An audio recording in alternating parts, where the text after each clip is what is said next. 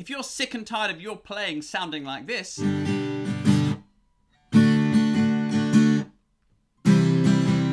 well, stay tuned, because in this lesson, I'm going to show you how you can start getting perfect chord changes every time.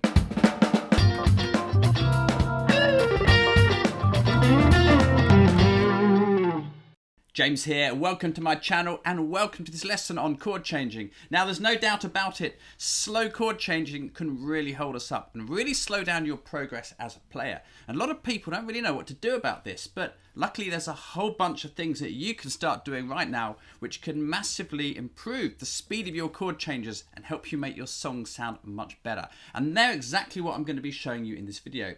I'll also be answering a common question I get asked a lot, which is how can I learn to switch between chords without looking at my hand? So we're also going to be covering that later on in this video. This video is brought to you by my No Bull Bar Chords for Guitar book. This is an affordable step-by-step method for mastering bar chords on the guitar. It shows you all the bar chords you need to know, practice routines, tips on hand position, pretty much everything. And it also includes play-along practice tracks. It's available in paperback and ebook from all major online bookstores. You can even ask your local library to order it in for you. If you're looking for an easy way to nail those essential bar chords, then this could be it. I'll leave a link in the description below this video. You can click through, check it out, and see what readers are saying about No Bull Bar Chords for Guitar. But now, let's get on with today's lesson. Later in this video, I'll be taking you through a short chord progression and showing you how to smooth out the transitions between the individual chords. But before we do that, there's three really important principles I want to share with you. I call these the three golden rules for changing between chords. And quite simply, they can make or break your ability to switch between chord shapes. So I want to share them with you now. They're really simple, but they can really make a big difference. The first one is you must know the chord shapes themselves properly. A lot of the time people can't change between chord shapes because they're not really sure where they're actually trying to put their fingers. So a simple one, an obvious one I know, but totally essential that you're 100% sure of the chord shapes that you're trying to switch between. If you're not sure of the best way to learn chords, then see this video on the screen now which I made recently. It shows you a fast, easy to use method for really nailing any chord shape. The second principle is to look for the new chord before it's time to change to it. Now let me demonstrate what I mean by this. So a lot of people are strumming between two chords. Let's just take two simple chords, G to E minor. It's an easy change, I know, but this will apply to any chord change you're struggling with. So G to E minor. A lot of people are strumming away on G. Then it gets time to switch to E minor. They ditch G, they look around, they try and remember their E minor chord shape, and then they put their fingers there, and the whole thing takes ages. Now what we can do to speed up this change is to look ahead for the E minor and see the shape on the guitar before it's actually time to change to it. So you're kind of thinking a little bit ahead of where you are in the song. When it's time to change to E minor, you've already done the thinking bit, you know where you've got to put your fingers, and you'll find this can really speed up the chord change. So if I was doing my G to E minor chord change, I'd be playing G. Now I start looking for E minor, I see it on the guitar. When it's time to change, I know where I'm going. So we're looking ahead, playing G, looking for E minor now, change to E minor. This can make a massive difference, so you definitely want to be looking ahead to your next chord before it's time to change. Now the third principle, which is really important and can really help you out, is only move the fingers that actually need to move. Sometimes there's a finger which can stay in the same place for two chord shapes in a song.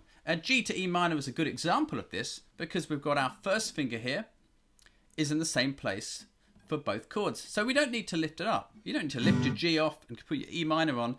Try and just blend into the E minor, leaving that finger down. Now this doesn't always happen, but there's some common other chord changes which you'll see which do this. For example, C to A minor, you can leave your second and your first finger down.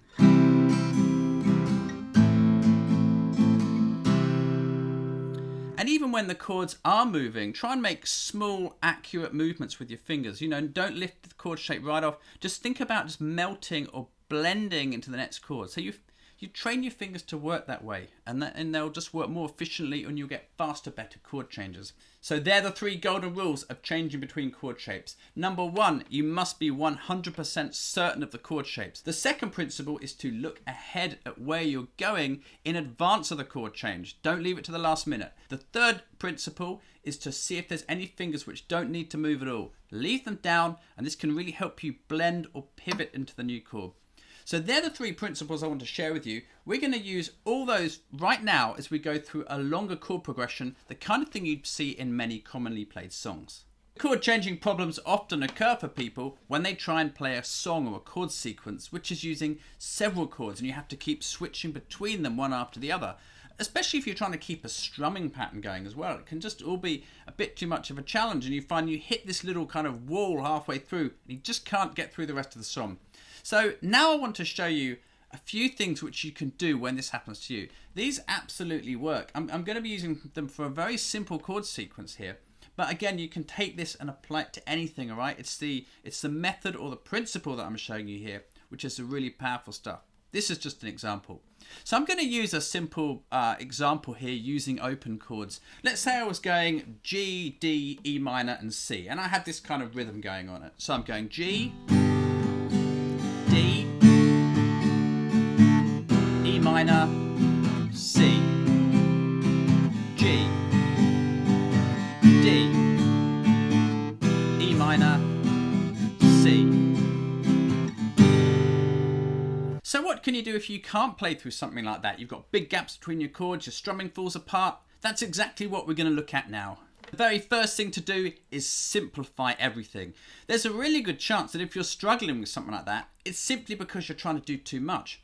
You're trying to keep the rhythm going, you're focusing on your strumming, you're trying to maybe even look at this hand, you're trying to look at this hand, you're thinking about what chord shape's next.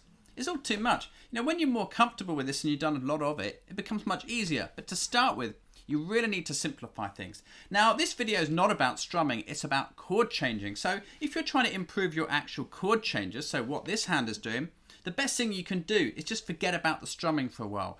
Really simplify the strumming, okay? Then you've only got this hand to think about. You can really focus on training your hand to move between the chord shapes in an efficient and smooth way. And when you've got that, you can add the strumming back in. And you're just going to have to try this. I guarantee it works virtually every time, okay? So simplify what you're doing by taking the strumming out, and then you can focus on this hand. You might strum your chord once or something, but don't worry about trying to keep a sort of consistent rhythm going. Could just be a little bit too much to manage. Having simplified it by taking out the strumming, the next thing we can do is look at our chord sequence, and rather than just trying to play through it and hope it goes okay, we can actually look at what we need to do. Now, I like to create chord pairs. So what we do is we look at our chord sequence and we pair up each chord which we need to switch between. So in this sequence, our first chord pair would be G to D. Our next chord pair would be D to E minor.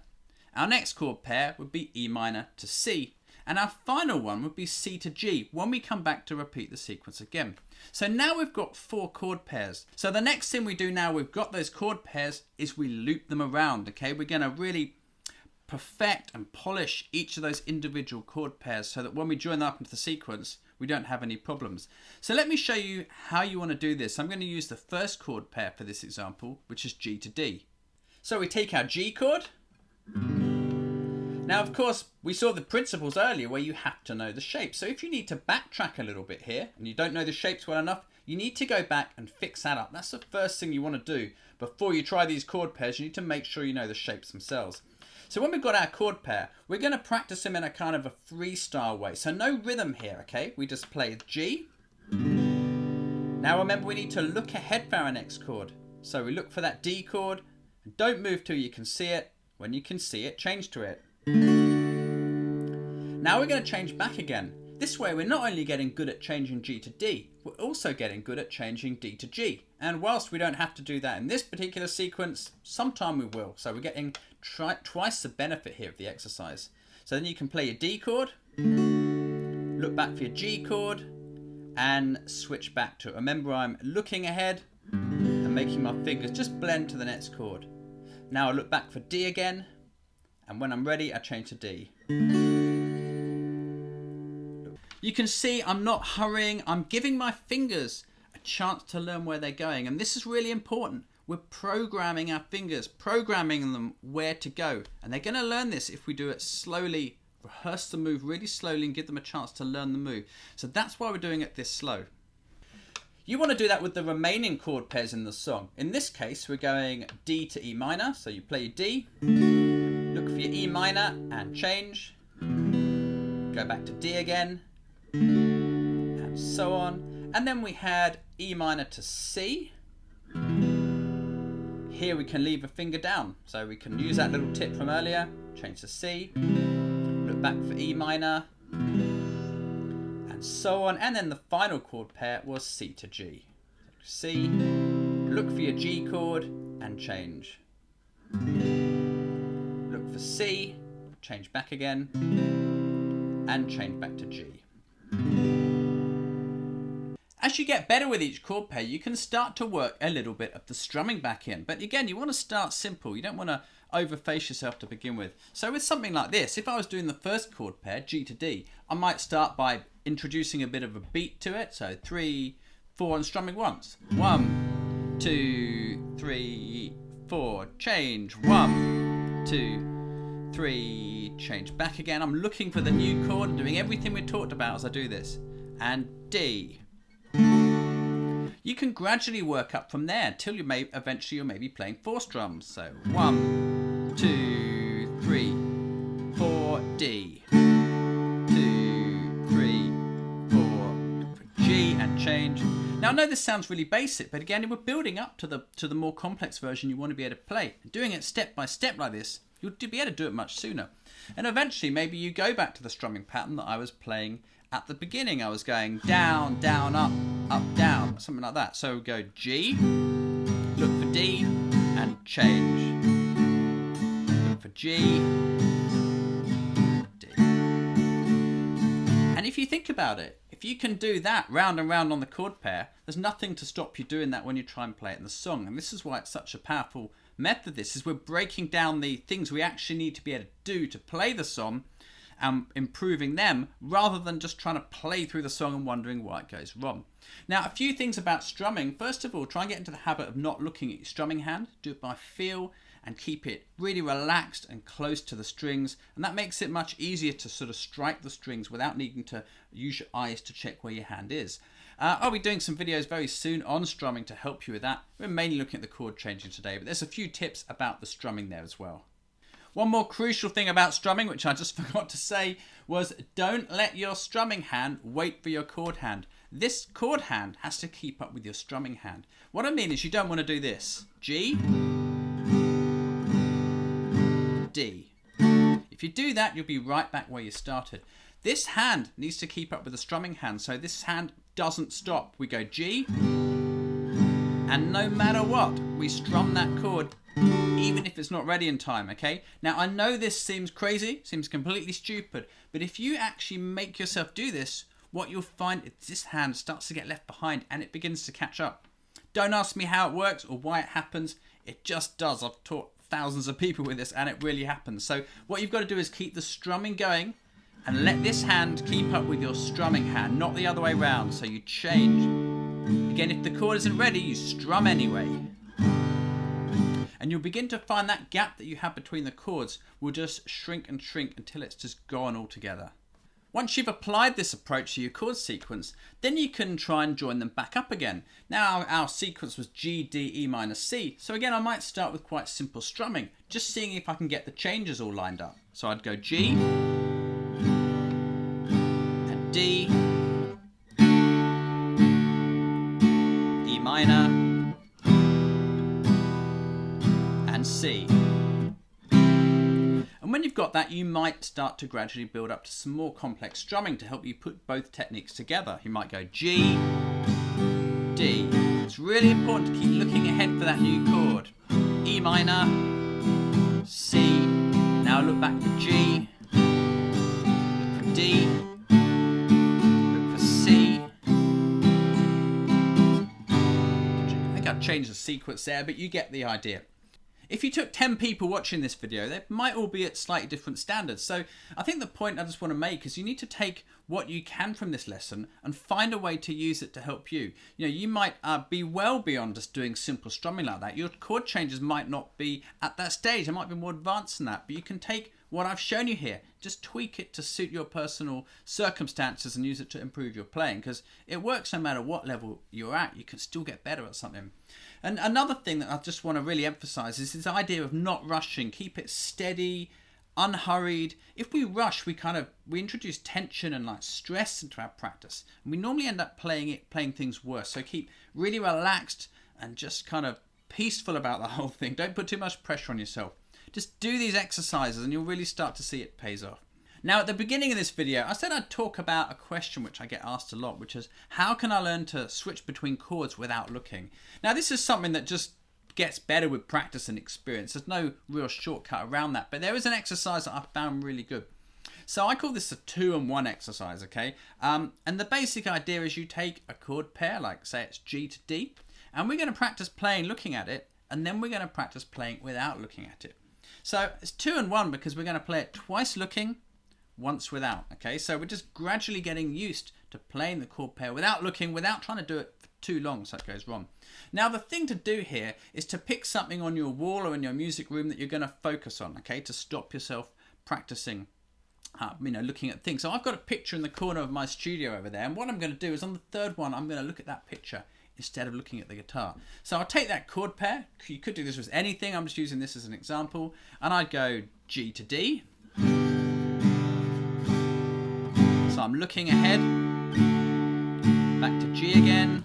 Now, this is the third time round in a second. So at this point, I'll try and keep what I'm doing, but I look away. I look at my picture on the wall. Just keep the rhythm going no matter what, even if your fingers go to the wrong place. Now I can look back again.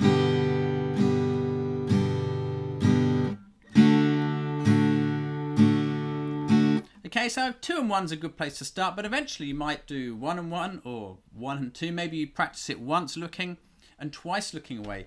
And as it gets better and better, you want to gradually start trying to do the change without looking for longer periods of time. So this is a good way to get into it, but then you need to gradually make the exercise slightly more advanced as it becomes easier. And a final thing about this is really it's kind of a leap of faith thing. You've just got to make yourself look away and let yourself figure it out. And you know, the really crazy thing that often I see with people I teach is when they're not looking at their fingers, they actually play it better. So have the confidence to do this, even if it feels a bit strange at first. Just trust yourself to get it right. And if you've done the other steps in this video and you've learnt the chord change really thoroughly, you'll begin to find this starts to happen without too much trouble. You'll get it pretty quick. Okay, a long video today, but I really hope that it's helped you out. There's a lot of stuff in here which you can take. This will make a real difference. I've taught this face-to-face with hundreds and hundreds of people. I'm telling you, if you do this system, you will see your chord changes improve more in a week than you've maybe seen in 6 months or a year, okay? It really works. So do me a little favor if you've enjoyed this video. Leave a comment below telling me which one of these tips you found helped you out the most, okay? So give them all a try. Let me know which one helped you out the most. I'd love to hear from you. So leave a comment below. Other than that, thanks a lot for watching this video, and really just work through these ideas patiently, slowly, and you'll begin to see that things really do come together when you're playing. You're just going to have to trust me on that one. Remember, if you're interested in nailing your bar chords, learning all the essential shapes, learning a step-by-step method for mastering the bar chords that every guitar player needs, there's my No Bull Bar Chords for Guitar book. There's a link to that in the description below. Other than that, I just really want to say good luck with this stuff. I know it's going to help you out. Work through it steadily. Good luck, and thanks for watching today. And I'll see you in another one of my videos very soon. So take care, and I'll catch you next time.